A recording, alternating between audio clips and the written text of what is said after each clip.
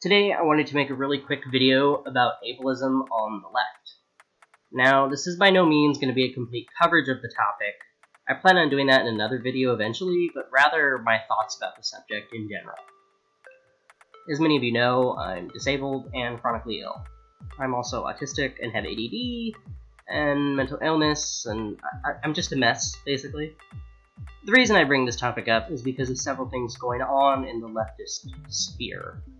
There's the whole DSA thing, which I won't get too deep into for the sake of brevity, and big left-tube figures being ableist and transphobic as fuck, and a whole host of other smaller incidents. In fact, even just in passing, I've noticed a whole lot of casual ableism in places like Twitter. Oh, Twitter. Die, you commie fucker! It's really all over the place. I know some things like the word stupid or moron are okay with some people, and I'm generally alright with it. I even use the word sometimes myself. But I'm also talking about the whole smooth brain meme that has just been accepted within the dirtbag left community. And I hate that. I hate it. Maybe I'm overreacting, maybe I don't have a sense of humor, who knows. I'm just saying that I don't like it, it's not funny, and you should feel bad. Anyway. I've heard the argument that calling fascists, Nazis, etc. stupid or smooth brain or whatever else isn't ableism because they're bad people. But that's really not how anything works. It's kind of like misgendering a trans person because they're an asshole. Yes, maybe you don't care about that particular trans person because they're awful, but you misgendering them affects other trans people. It normalizes misgendering, number one, and also harms anyone else that you're around. More importantly, it can make the idea of being bigoted seem not so bad to you, even on a subconscious level. Pretty soon you're doing it more, and then all of a sudden you're some edgy leftist calling trans people fragile, whiny bitch babies. Yes, some people, particularly some people, say these things. It's not out of the question for edgy, bigoted jokes to turn into actual ideology. Let's back up for a second and talk about accessibility. This is a topic that I'm really into. Like I said, I'm autistic, I have ADD, it takes me a little bit longer and some more effort to understand complex topics. That doesn't mean I'm not intelligent or that you have to dumb down things, but it does mean that learning for me is a different process. I learn differently. One problem I encountered when I first got into leftism was the classic leftist saying, read theory. It sounds great. You're encouraging people to learn, you're telling people to educate themselves more about politics and history, it's cool. And that works for some people. Some people can just pick up a book and just get it. I'm not one of those people. One of the first leftist books I ever bought was Reform or Revolution by Rosa Luxemburg. It's not a very long book, and it's pretty decent when it comes to not overusing academic language, but it's still a really difficult read for someone like me. How did I get around this? I mean, I wanted to learn about theory, I had this book, and I just wasn't getting it. I was reading the same page over and over and nothing was sticking. Well, I'm also in college. I'm an anthropology major, so I spend a lot of time reading. Anthropological texts are notoriously full of ridiculous amounts of terminology and scientific names for things, words in multiple languages you've never even heard spoken before. It's really similar to leftist theory. That's my point. The way I like to describe to people how I learn is by using the 7 learning types. You've probably heard about these before. Physical, visual, verbal, logical, social, solitary, and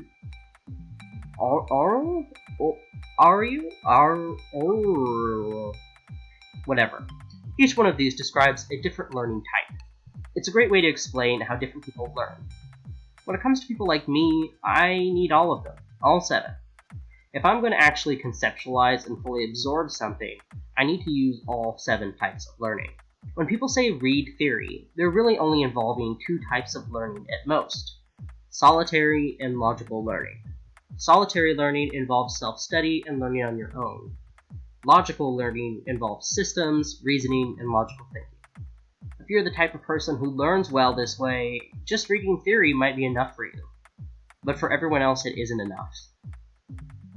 I wanted to learn about reform or revolution, and I needed to use all 7 types of learning.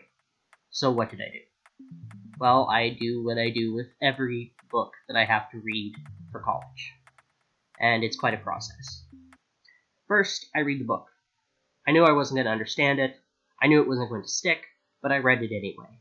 If there was a word I didn't know or a phrase I didn't understand, I wrote them down.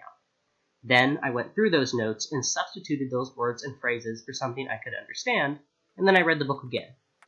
I still didn't get it. I went online.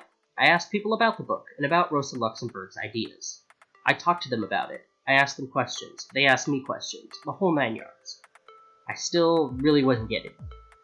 Next, I tried teaching it to my mom. My mom has 2 autistic kids, so she's kind of used to us babbling at her about all this kind of shit. I'm sure my teaching of the material wasn't perfect, but it allowed me to navigate my thoughts about the material in a different way. I was kind of doing it backwards. Instead of taking in the information and then processing it, I was processing the information and then spitting it out. To seal the deal, I made charts for myself. Full-on mad scientist scribbles. Can I understand them now, looking back at them? No. But the process involved different parts of my brain working together at once when I was drawing these out. You see, when you use multiple parts of your brain while learning something, you're more likely to have that information stick. For example, you're more likely to have an easier time learning a language if you repeat the words aloud to yourself. You're involving the listening parts of your brain, the memory parts of your brain, and then the speech parts of your brain, fully solidifying the information. This is what we need to be doing with theory.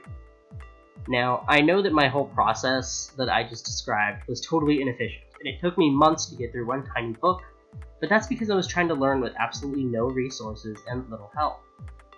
What I propose that the left does is make those resources. Be that help. Make videos about theory. Make charts and infographics about theory. Talk about theory with others. Write songs about theory. Whatever you're able to do, this material could be vital teaching material. Some people are already doing this, but I really think that almost anyone can do this, whatever your talents are. And this isn't just useful for those with learning disabilities. Everyone struggles with the traditional learning system, just different amounts of struggling. Branching back over to accessibility, these resources should be accessible. What does that mean? Well, a lot of things. Accessibility is a broad term, but basically in this context, it means to make content more digestible and available for people of different needs. This expands even beyond disability. Translating content into different languages, including ASL, is one example. Making your infographics, charts, and videos have clear language and readable font is another. Money is another issue. Not everyone can afford to buy tons of books and shit, so making audiobooks, uploading PDFs, and sharing hard copies and so forth can be a lifesaver. One resource I think the left needs to start listening to and deriving from are teachers. Teachers have been dealing with this issue for a long time, to varying levels of excess and with varying levels of effort. I'll link a bunch of resources about this in the description so you can read more about accessibility and education. I know that this is a big long tangent, but I would also like to bring up the lack of education that abled leftists have about these issues. The vast majority of abled leftists don't really know anything about disability, chronic illness, neurodivergence, and related issues. There's been a lot of talk about diversity in LeftTube or RedTube or whatever you want to call it, and I think this is another area that we could be doing better. I think a lot of times disabled people can feel like an afterthought in leftist spaces, or at worst, an inconvenience that abled leftists just want to forget. And that's a really shitty feeling. I know this video was all over the place, but I wanted to put something out quick while I was working on longer videos. Please let me know about your experiences as a disabled person on the left, or any ideas you have about accessibility. Also, if you know of any leftist disabled YouTubers, or you are one yourself, please link it in the comments so we can follow you, or them.